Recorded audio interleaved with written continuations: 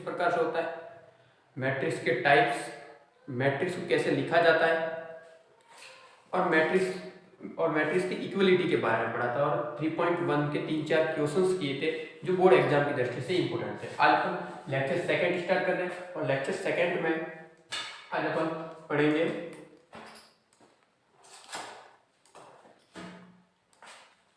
कि मैट्रिक्स का योग। आज अपन क्या पढ़ेंगे, लेक्चर सेकंड में आज अपन मैट्रिक्स का योग, मैट्रिक्स को किस प्रकार से योग किया जाता है, मैट्रिक्सों का गुणन और उनकी प्रॉपर्टीज पढ़ेंगे। तो सबसे पहले मैट्रिक्स का योग, सबसे पहले मैट्रिक्स के योग को समझ लेते हैं कि मैट्रिक्स का योग किस प्रकार से होता है।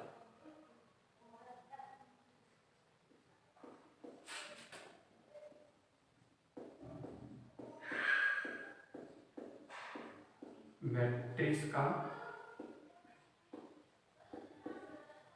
योग, सबसे पहले पढ़ते हैं मैट्रिक्स का योग। मैट्रिक्स का योग किस प्रकार से होता है, जैसे कि आपको दो मैट्रिक्स दी गई है,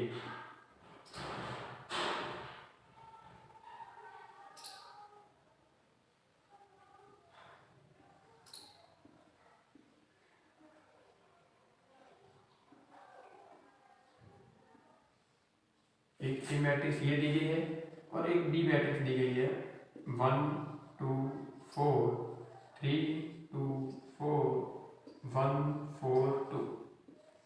इस प्रकार से दो मैट्रिक्स दी गई है, ए और मैट्रिक्स बी, इनका योग करना है। तो अपन मैट्रिक्स में योग किस प्रकार से करते हैं, ए प्लस बी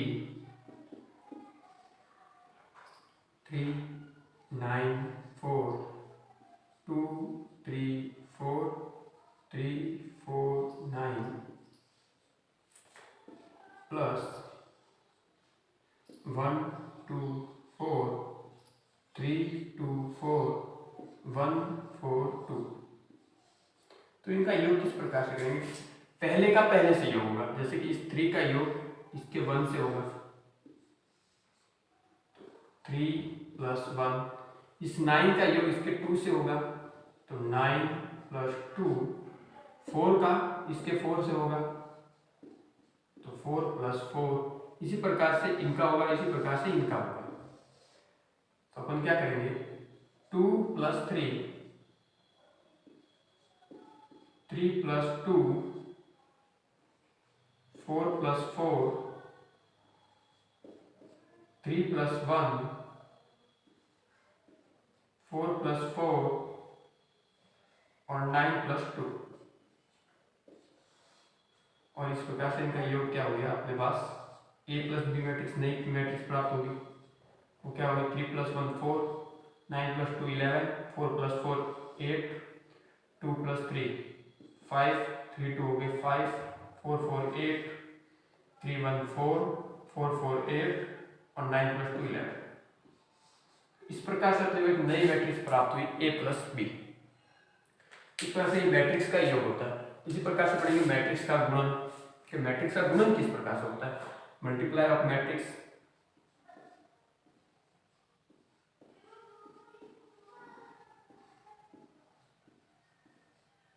मैट्रिक्स का गुणन,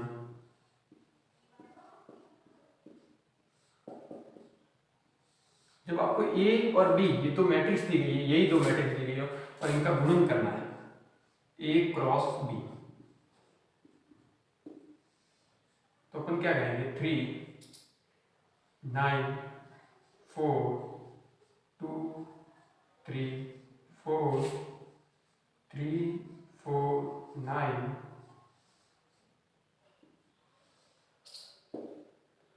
1 2 4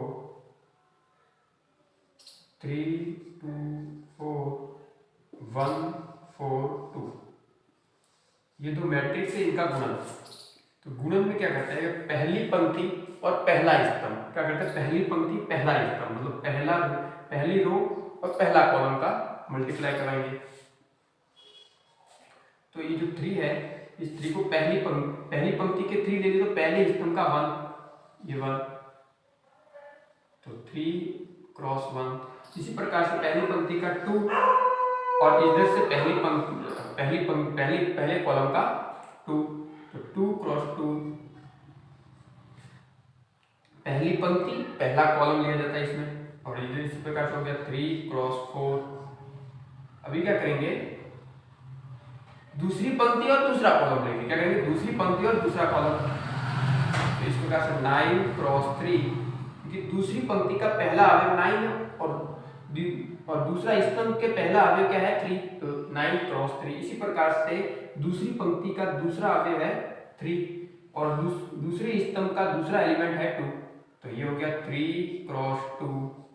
इसी प्रकार से 4 क्रॉस 4 हो जाएगा, ये 4 और इधर से भी 4, ये हो गया 4 क्रॉस 4।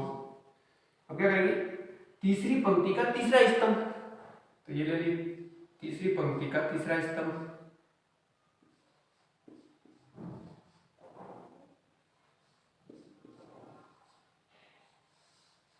तीसरी पंक्ति का तीसरा स्तंभ ले लिया।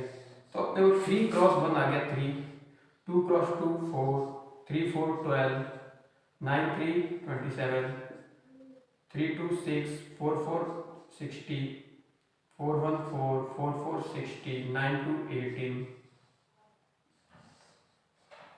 इस प्रकार से अपने को A क्रॉस B एक नई मैट्रिक्स प्राप्त हुई, A क्रॉस B।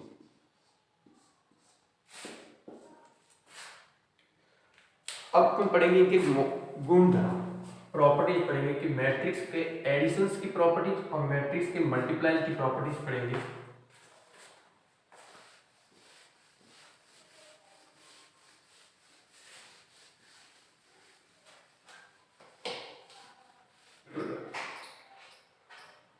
अवयव के योग गुणधर्म, मैट्रिक्स के एडिशंस की प्रॉपर्टीज पढ़ेंगे। तो मैट्रिक्स के एडिशंस की पहली प्रॉपर्टी क्या है आपके पास, क्रम विनिमय।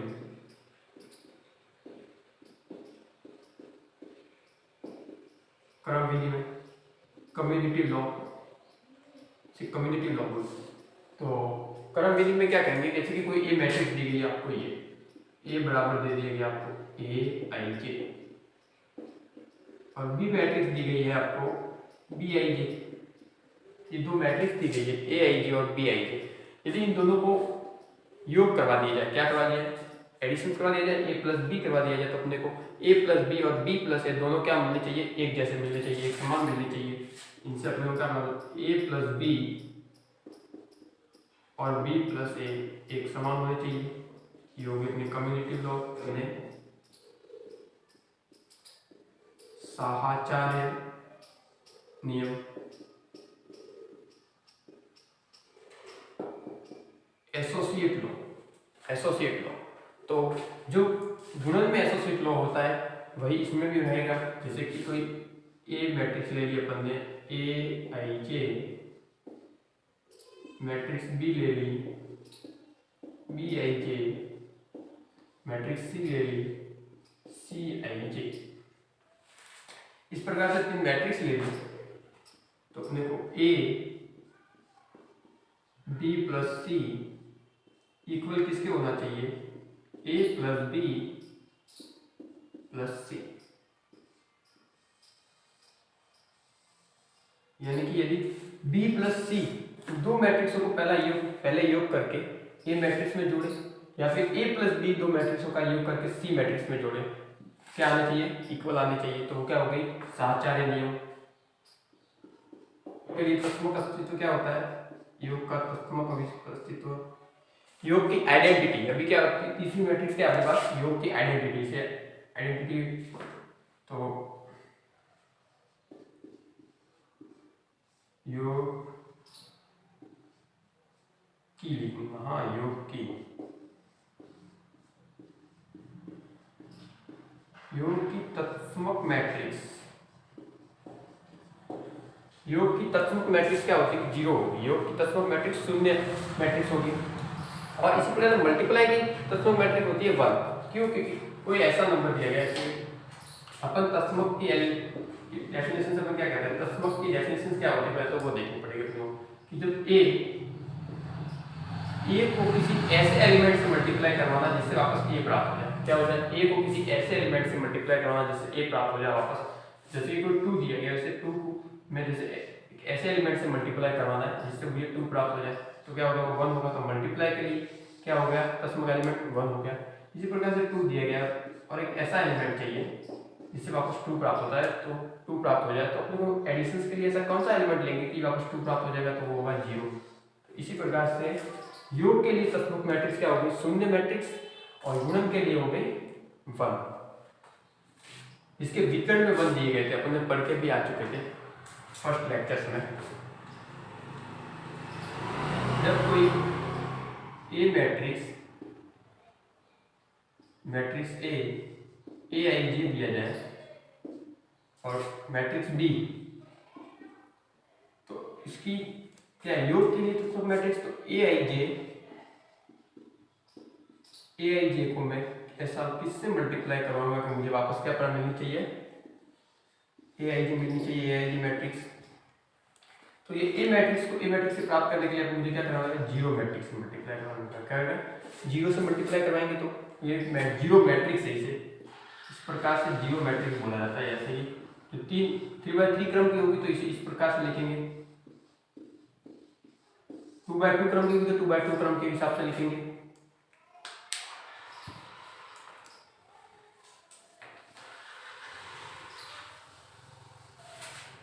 और लास्ट प्रॉपर्टी है प्रतिलोम।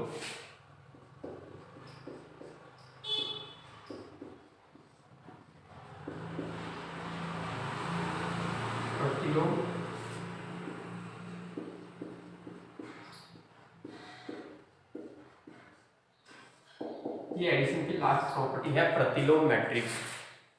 क्या प्रतिलोम मैट्रिक्स में अपन क्या करेंगे, जिस प्रकार से भी प्रतिलोम की डेफिनेशन क्या होती है पहले तो वो समझते हैं कि प्रतिलोम कि यदि कोई ए एलिमेंट है, क्या ले लिया, ए कोई एलिमेंट ले लिया, तो अपने को वापस तस्मक एलिमेंट प्राप्त होना चाहिए। क्या प्राप्त होना चाहिए, तस्मक एलिमेंट। योग का तस्मक एलिमेंट क्या होता था, अपन पढ़ के आया है 0। योग का तस्मक एलिमेंट होता था 0। तो कोई एलिमेंट ले लिया 2 या फिर कोई भी ले लिया, आपके हिसाब से ले लो, उसके बाद 5 ले लेते हैं, क्या लेते हैं, 5 ले लेते हैं। तो यहाँ कौन सा एलिमेंट आए कि ये वापस क्या हो जाए, 0 हो जाए, क्या आ जाए, 0 आ जाए। तो तस्मक एलिमेंट क्या आएगा यहाँ, -5। यानी कि जो मैट्रिक्स दी गई आई जे, तो इसकी प्रतिलोम मैट्रिक्स क्या होगी, -a आई जे, ये इसकी प्रतिलोम मैट्रिक्स होगी। तो अपन क्या करेंगे इसे कि जब a प्लस -a हो या फिर -a प्लस a हो, तो अपने को क्या प्राप्त होगा, वापस 0, यानी कि 0 मैट्रिक्स प्राप्त होनी चाहिए। तो क्या होगा, इसका प्रतिलोम मैट्रिक्स होगी। इस प्रकार के इसे भी रिवर्स में भी लिख दे, इसे भी रिवर्स में लिख देते हैं कि यदि 0 प्लस ए आई जे हो तो भी अपने को क्या प्राप्त होगा, 0। तो ये हो गए अपने अवयव के गुणधर्म, योग गुणधर्म। सॉरी, अभी पढ़ेंगे मल्टीप्लाई गुणधर्म। गुणन के लिए गुणन प्रॉपर्टी पढ़ेंगे, गुणन प्रॉपर्टी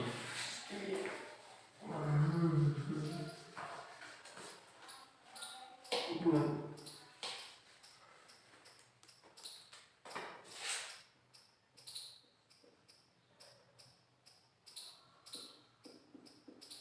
अवयव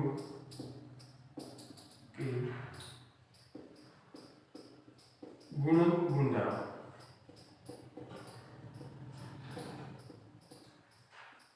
अवयव के गुणन गुणधर्म, matrix of multiplies property, matrix of multiplies. पहला गुणधर्म गुणधर्म कई रहेंगे, क्रम विनिमय,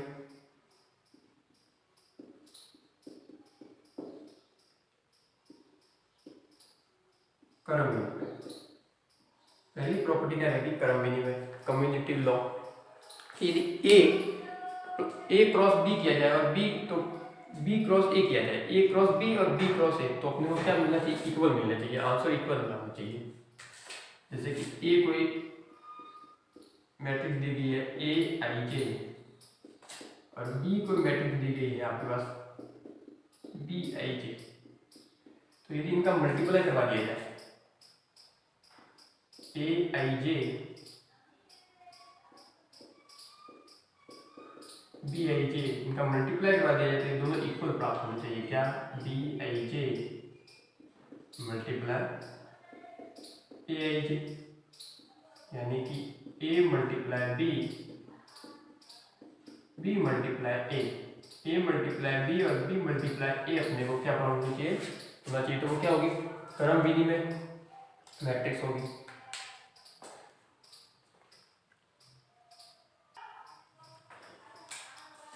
ये क्रम विधि में जो तो ये होगी कम्युटेटिव लॉ। सेकेंड प्रॉपर्टी है साहचर्य। साहचर्य एसोसिएट लॉ। एसोसिएट लॉ में क्या होगा? कोई तीन मैट्रिक्स दी गई है आपके पास, ए बराबर दे दिया गया आपके पास ए आई जे, बी दे दिया गया है आपको बी आई जे, सी दिया गया है आपको सी आई जे। तीन मैट्रिक्स दी गई हो तो ए क्रॉस बी, बी क्रॉस सी इक्वल होना चाहिए ए क्रॉस बी क्रॉस सी। तो वो क्या होगी? साहचर्य मैट्रिक्स होगी। इसी प्रकार से तीसरी होगी तत्समुख मैट्रिक्स।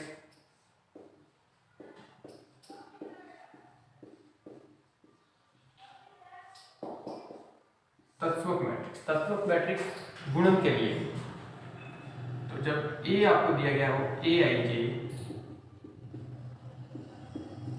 बी आपको क्या होना चाहिए? वन मैट्रिक्स दी जाएगी। क्या दी चाहिए?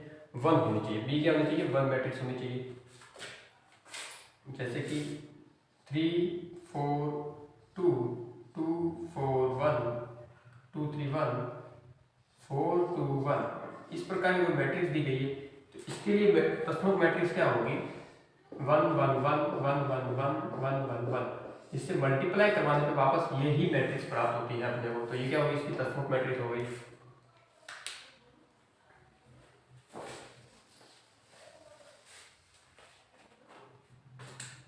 तो लिखिए ए जो होता है तो ए प्लस बी बराबर अपने को क्या प्राप्त हुआ? वापस से तत्समुख मैट्रिक्स है तो वही एलिमेंट प्राप्त होना चाहिए ए, और बी प्लस ए से अपने को प्राप्त होना चाहिए यही एलिमेंट प्राप्त होना चाहिए। तो ये हो गया आपके तत्समुख मैट्रिक्स। जब ए क्रॉस बी बराबर ए हो और बी क्रॉस ए बराबर बी ए हो तो अपन कह सकते हैं कि बी एक तत्समुख मैट्रिक्स होगी। इसी प्रकार से प्रतिलोम मैट्रिक्स,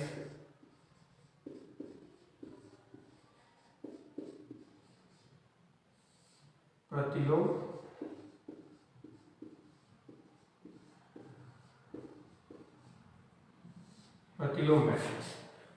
मैट्रिक्स में क्या होता है? यदि ए को मैट्रिक्स दी गई है आपको ए आई जे, क्या दी गई? ए आई जे, और बी एक ऐसी मैट्रिक्स दी गई है जिससे वापस से क्या प्राप्त है? तत्समुख एलिमेंट प्राप्त हो जाए। तत्समुख एलिमेंट जैसे कि बी आपको दे दिया गया ए आई जे का इनवर्स दिया गया। क्या दिया गया? ए आई जे का इनवर्स दिया गया है।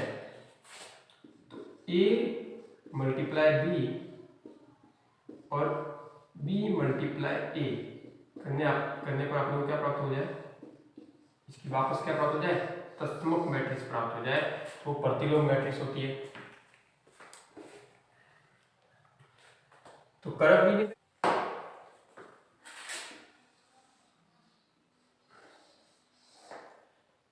इसमें एक और भाग है, एक और गुणधर्म है, वो है वितरण मैट्रिक्स।